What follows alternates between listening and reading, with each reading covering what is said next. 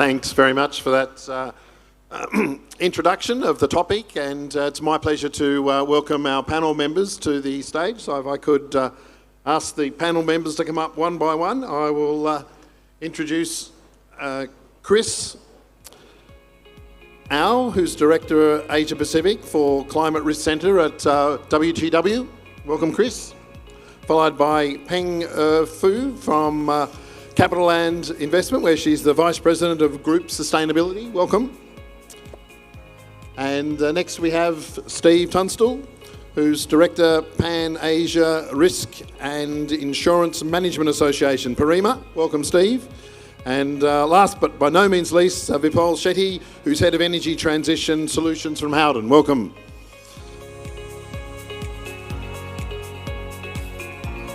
So we've got a lot to cover, as you heard in the introduction, and I'll just set the scene a little bit with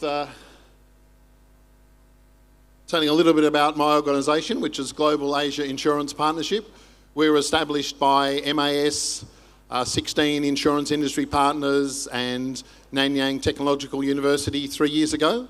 And the goal of GAIP is to help make Asia more risk resilient. And we do this by focusing on protection gaps, whether they be natural disasters, whether it be pandemics, mortality, retirement, and trying to reduce and close off those protection gaps. We work in 3 pillars. The first one is a research area, particularly focused with academic research with NTU and other research houses. We also do policy work across areas of climate related, as I said before, pandemics, papers on protection gaps, and we're a tripartite organisation. We have 11 regulators in the region. I've mentioned MAS, we've also got Japan, Philippines, Indonesia joined last month. So it's a very much promoting collaboration between the 3 sectors of industry, government, regulatory arms and academia to deal with some of these complex issues. In the areas of relevance to today, our most recent publication from the Earth Observatory of Singapore was on rising sea levels. And that sort of it's a start, the first paper in a 3-year series of looking at what the impact will be, not just of the sea levels rising, but of increased impact of storm surges, flooding, etc. The Earth Observatory of Singapore has also got a strong track record in looking at tsunamis and earthquakes, so we'll be looking at all these risks and how they will be impacting across the region. And some of the work on the second pillar, we've published 2 papers climate related. The first one last year was a landscape study of how the public and private sectors were looking at pricing and underwriting issues in insurance. And early this year there was a study on the different roles that insurers could play apart from taking on risk transfer as underwriters, also investing in the trillions needed for making the climate transition, educators, risk managers. There's a lot of risk management experience within the insurance sector that can assist in reducing the risks if they're involved early enough in major investment and development programs. We're also working on a blended finance playbook with a couple of other parties, and we will be producing a comprehensive report early next year of the impact of climate risk, particularly focused on physical and transition risk. There's the panel again, and without further ado, I'll ask the panel to deal with the first question. We will keep some time for Q&A at the end of the session. But to get the ball rolling, I'll ask Steve if he could give us his assessment of how well do you think the insurance industry is doing today in evolving to tackle mounting environmental risks. Steve. Well, thanks very much, and it's great to be here. And I should just explain that the reason he's asking me this is I sort of represent the buyers. So I co-founded PARIMA 12 years ago, which has 3,000 members, which are the risk managers and buyers of the largest organizations across Asia. And I think, to be really candid, the insurance industry as a whole has pretty well failed so far to address what's happening in Asia. Particularly, I think the larger international companies from the West are giving very mixed messages as to how they're going to support the developments in Asia in the future. As it stands at the moment, of course, you know, a lot of our member organizations work in developing countries around the region. They're facing all the challenges that you just mentioned, John, in your example there. But at the same time, many of their insurers are essentially either walking away or reducing capacity for many different areas because they just perceive it as too risky.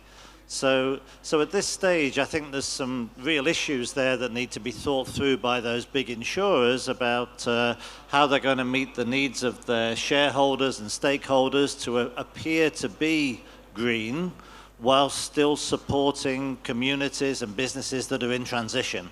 And I'm particularly thinking of power, thermal, particularly is a problem area. But countries and companies that have invested in 25, 30-year assets can't just switch them off tomorrow because someone in a capital city in Europe says, oh, we don't do that anymore. Thanks, Steve. We don't have any big insurers on the panel to directly respond, but Chris and Vipul both intersect between the big insurers and all the clients through the brokering side. And so I'll ask Chris and Vipul to perhaps give their assessment of how well the industry is evolving to deal with the sorts of needs that Steve has referred to.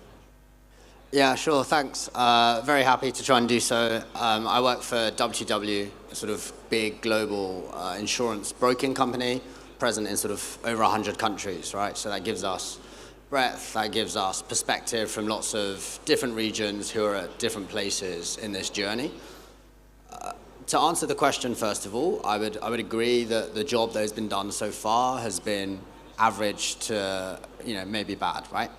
I think we have to go back to first principles and what is the point of insurance, right? No one really buys insurance for fun. It's not something you go up, get ready for Singles Day and say, I'm gonna, you know, it's on my list, I'm gonna go find a deal and I'm gonna go buy it, right? It's this thing you buy because you are forced to buy it. The government compels you, banks compel you perhaps. You're required to buy it for your car so that if something happens, there is money there available for you in the event of something bad happening, right? People seem to, you know, people often, they say, I've had very bad value for my insurance policy for 5 years because I've never had a claim. It's probably a good thing you've never had a claim. Now, I understand you have to pay premium each and every year, but it means something bad has not happened to you. So when we take this insurance concept and idea into the wider economy and we put it under this context of climate, what we are saying is we are looking across physical risk, so future floods, future storm surge, future sea level rise, as John described. And then there's transition risk. That's less around directly for what the insurance product is providing, but to what Steve has just described, much more around insurers saying, I want to support the right companies, the right clients, I want to green my portfolio. So within physical risk, there's a role for insurance to actually price the level of risk. We're seeing the news every day. I think the latest one this morning is that, you know, perhaps we've crossed 1.5 degrees in terms of observations for this year. What does that mean for us collectively? That means there are more floods. That means there are more storms. That means we have changing rainfall patterns. That means the likelihood of these bad events happening has changed, not in the future, not in 2030 and 2040, but it's changed already. So insurance has to try and assess that. It has to try and look at that, put a price on it. And all of us, we're not going to like the outcome of that, right? That means the price is a bit more expensive. I think on transition, there's a lot more we need to do in terms of appetite. That story is changing. We see many of the sort of data providers here today trying to provide the data, trying to look at what companies collect some of their information on their business, on their supply chain. I would say the most important nuance that has started in transition is we're not just looking at companies and their emissions and their ESG score alone. I think we're starting to look at their role in delivering the transition. That gives you a very different picture to just looking at their carbon profile and their ESG profile. That's where I think insurance will start to play a more productive role. Thanks, Chris. Vipul, would you give us your perspective on these issues? Yeah, definitely. I think first and foremost, my background is in natural resources as a broker. So we face a lot of heavy industries, the power industries, the refining industries and all the steel manufacturing and cement manufacturing industries, right? So as the panel suggested, there's more for insurance to be involved in, but I would say what has happened with the insurers actually declining support for some of these heavy industries is an impetus for these industries to start looking into decarbonization a lot faster. So as the panel said, there have been insurers in Europe that have almost made a knee-jerk reaction, right? Moving away from supporting heavy industries, the likes of Swiss Re, Allianz, SCOR, have all done that in starting to move away from coal-fired power plants, in reducing their support for refining and petrochemical assets. Now, all this has caused a lot of movement from the clients to take action because they are not getting the insurance support. Now, if we say that insurers should hold their hand, definitely there needs to be work done, right? It can't be, I'll stop support tomorrow. What we are trying to do with insurers is teaching them how to hold a client's hand towards decarbonization. We understand in Europe, it is of course a lot easier because there's a lot more government subsidies and government direction. Now, when it comes to Asia, the likes of Indonesia, Philippines, Vietnam, all these are still growing markets where there's not a lot of government mandate. So definitely, we know that these are the challenges that our clients face, and we're helping the insurers in moving along with our clients in their decarbonization journey. And how is perhaps something for the next few questions for us to explain further on. No, thank you, Vipul. Being you're another sort of consumer of insurance and risk management services across your group. Can you give a little bit of your perspective of how that evolution is taking place? Thanks. I think I want to step back a bit and just say that I am the corporate that is faced, and the earlier panel was talking about all the compliance, all the things I need to do, right?